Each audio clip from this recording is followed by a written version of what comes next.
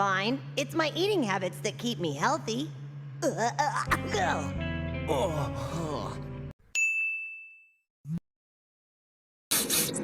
Ah!